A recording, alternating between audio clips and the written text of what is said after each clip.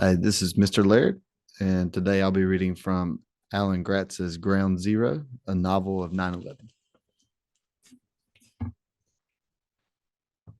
This is chapter 28, Reshmina, Death Calls. Reshmina stood still, staring at the place where her house had been.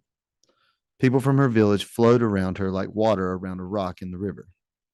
She couldn't even see over their heads anymore, but she could see the black and gray plume of smoke as it rose into the air. Her house, the place where she and her family had been standing just minutes ago, was gone, destroyed, blasted into bits. The house where she had been born, the house where she had spent every day and night of her life. Not just her house, her home, the place she always came back to. Her home was no more. Reshmina, her mother cried. Reshmina, move. We have to get to the caves.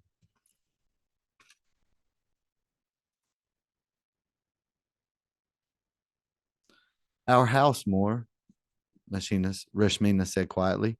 Our home, they blew it up. They'll blow us up too if we don't go, her mother told her. We'll find a new place to live, Reshmina. Now please come. Pat, pat, pat, takum, takum, takum. An assault rifle barked, and another fired back. The villagers screamed. The Taliban and the Americans were both in the village now and fighting each other. Nobody was safe. What have I done? Reshmina thought. Her mother had been right. She had brought death to them all. Still in a daze, she called up to Taz and the guard. Is everything all right? Taz asked from inside the burqa. Where's Reshmina? Is she all right? I'm here, Reshmina said. They blew up my house with a rocket. Who blew up your house? Not the Americans, he said defensively. Not if your dad told them I was somewhere in the village. They would never fire a missile into a village if they thought I was here. The Taliban then. They had blown up her house, trying to get at the Americans. The Americans who shouldn't have been there in the first place. Not just any Americans, Reshmina realized. One in particular. The Taliban had fired at her house on purpose because Passoon had told them where Taz was, or Taz was there. Reshmina felt like she was sinking, like her body was still standing, still moving down the steps, but her spirit was draining out of her, leaving her hollow and empty inside. That her brother had finally gone to join the Taliban shouldn't have surprised her. All the boys did eventually. That was the path Passoon had been headed down long before today. But to have pointed out his own home to them, with his mother and grandmother and brother and sister in it, knowing the Taliban would shoot a missile at it, how could a brother she loved have been so heartless, so evil? Pat, pat, pat, pat. Bullets hit the wall beside them, spraying them with bits of concrete and rock. They all ducked, and Reshmina scanned the rooftops.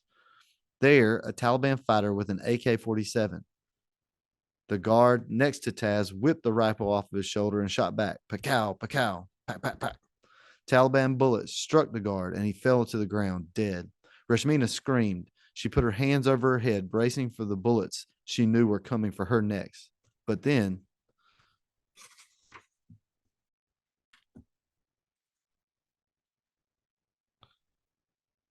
takum, takum, takum.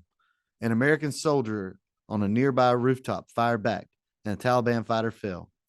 Reshmina started to call out to the American soldier to tell him Taz was with them, but at the same moment, from the other side of the steps, came the sound of another AK 47. Pat, pat, pat.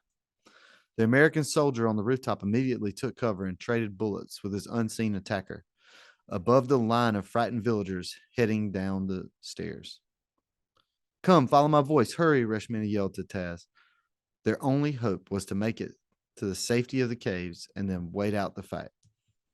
Kathum, kathum, kathum. Huge blasts rocked the village above them, and three more houses exploded in clouds of rock and splinter. Reshmina didn't know if it was Taliban RPGs or the American helicopter or both.